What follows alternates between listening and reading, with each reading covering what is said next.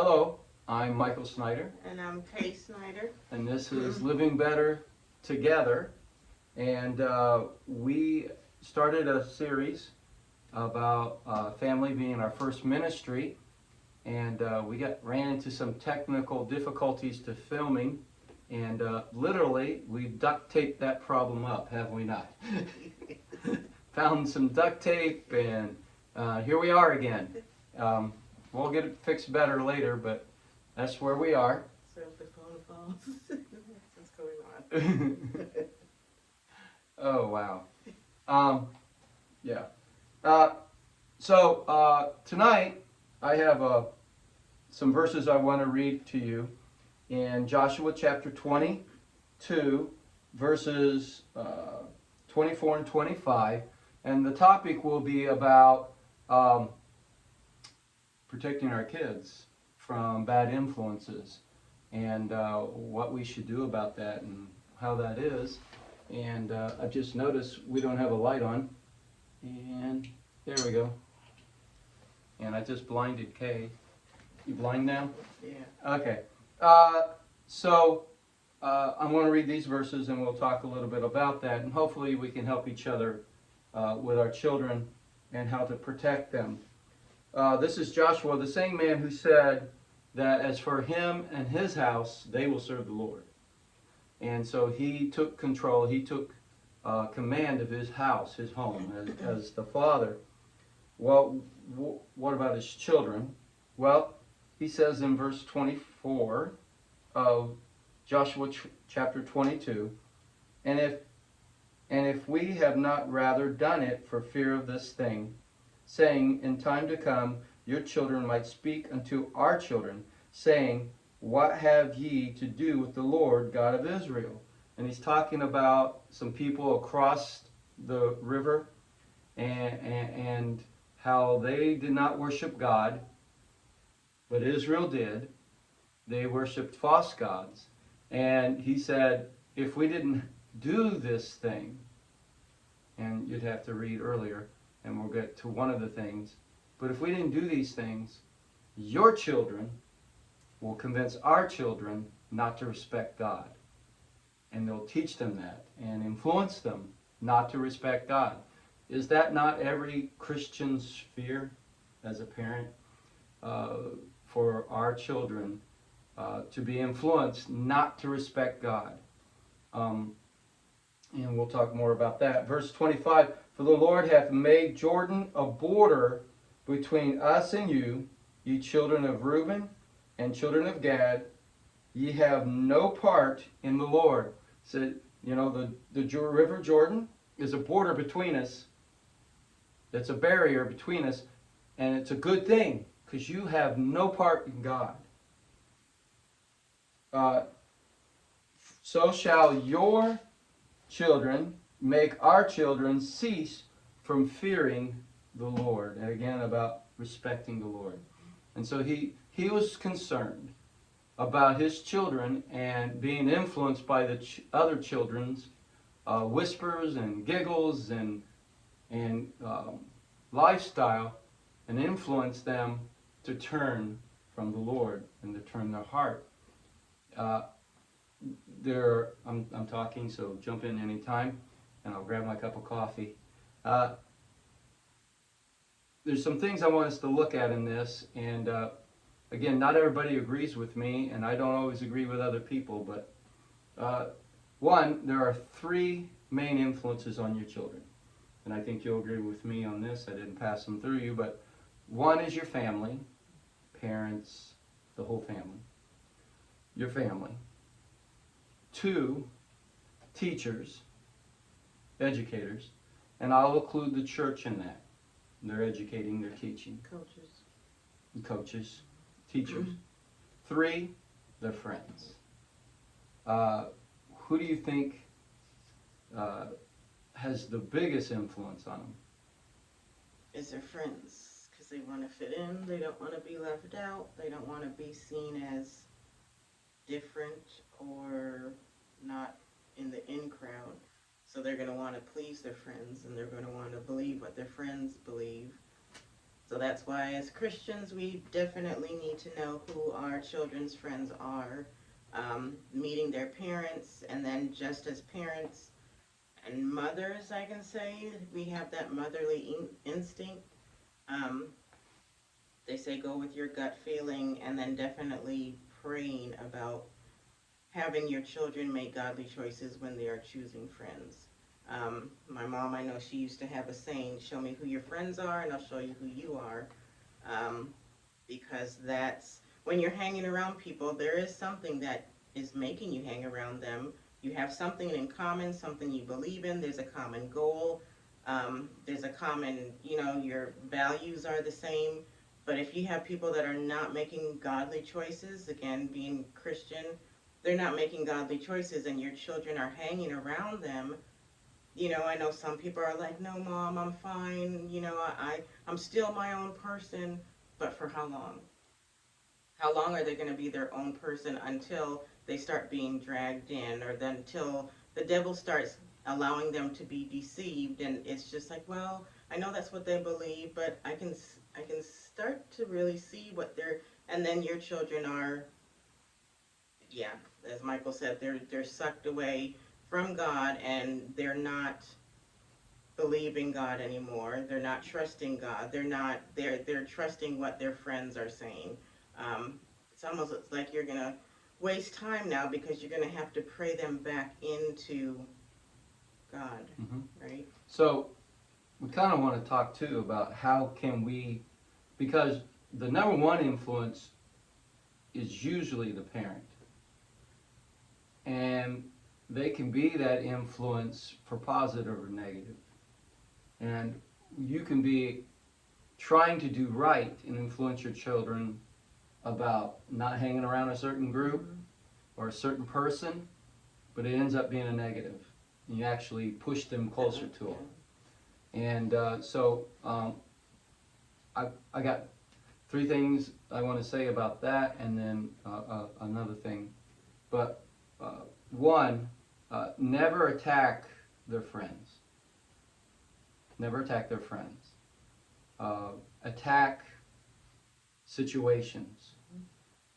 For instance, never say, I don't like you hanging around so and so. I don't like them. You're telling them you don't trust their ability to choose and things like that. Instead of, and this is how I believe, attack what the friend has done, but not even, you don't even have to mention them, but I don't like when they are being disrespectful to older people or adults. I don't like that. Or I don't feel that, and make it your own personal thing, and you attack a behavior, not the person. And they won't take it so personal. I think there's three things we have to do. One, I think people won't agree with me, and I hope Kay does. One, we set limits. We got to set limits. No, the third one is the one I don't think you're going to be like, what? We set limits. We're the parents, and we set limits. Two, boundaries. Boundaries.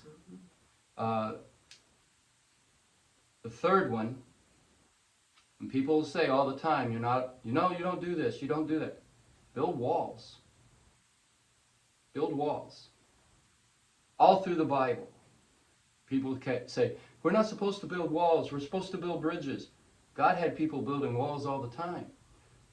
Joshua said there was a natural wall, basically, a border, a thing that prevented your children from coming to my children, and that was the river of Jordan. There's certain walls you have to build. For instance, I know for a fact Johnny is using drugs. Yeah. You're not with that person. Right.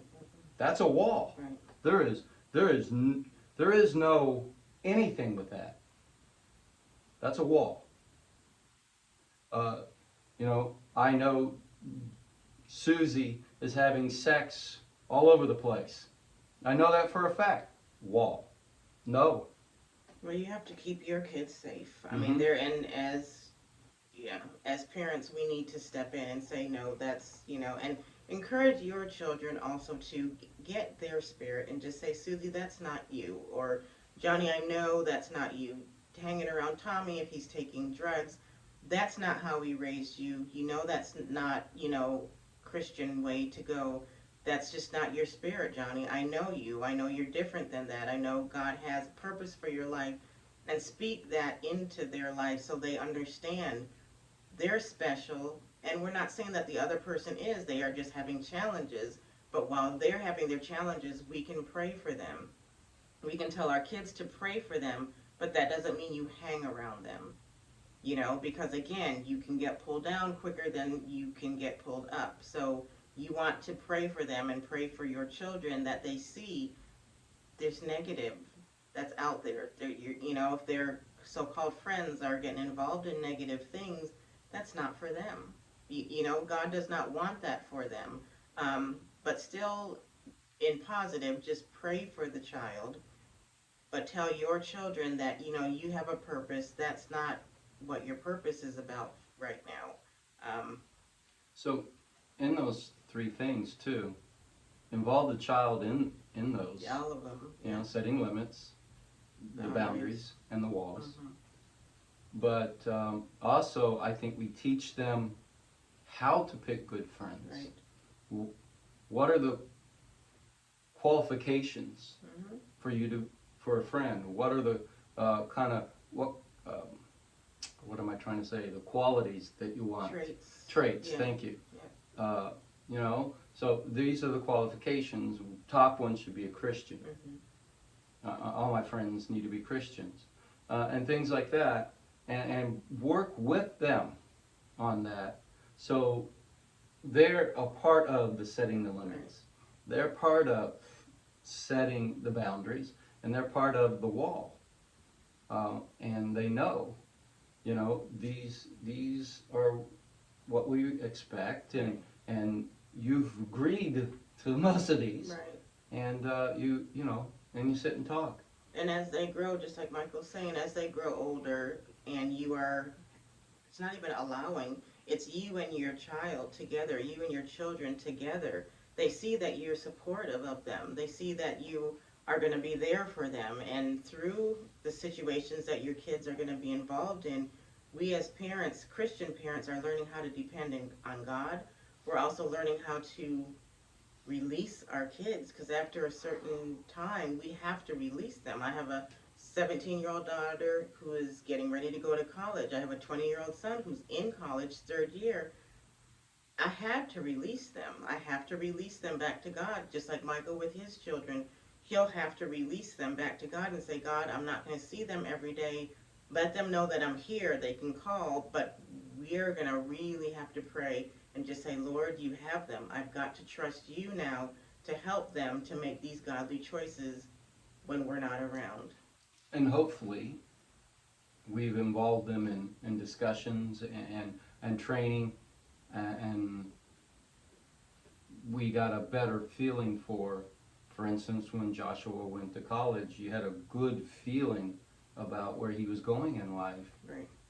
Because of the home life. The home life, yes. And that involving them and talking with them and helping them choose wisely. Yes. And then slowly, this is how I am. You have a really strong grip at first. They're your children. Have to. Yep. But as they go older, loosen that grip. Yep. And let them make mistakes. Let them make some, I'm not talking about horrible decisions, Right, but bad decisions, so they can learn from their mistakes. And I'd much rather have them learn from some mistakes here at home, where I can talk about it. And it's still in the bubble of protection, than out there and never experienced any. We shouldn't rescue them all the time. So sit and discuss with your children what type of person they should be around, and they want to be around. And what kind of influence do what kind of influence are they? Are they? Yeah, that's another thing too. They have to be a godly influence on other people, because we don't want to, as Christians, we don't want to, what did they say? Don't be a stumbling, don't be a stumbling block to other people. So how are you raising your children to be a blessing to others?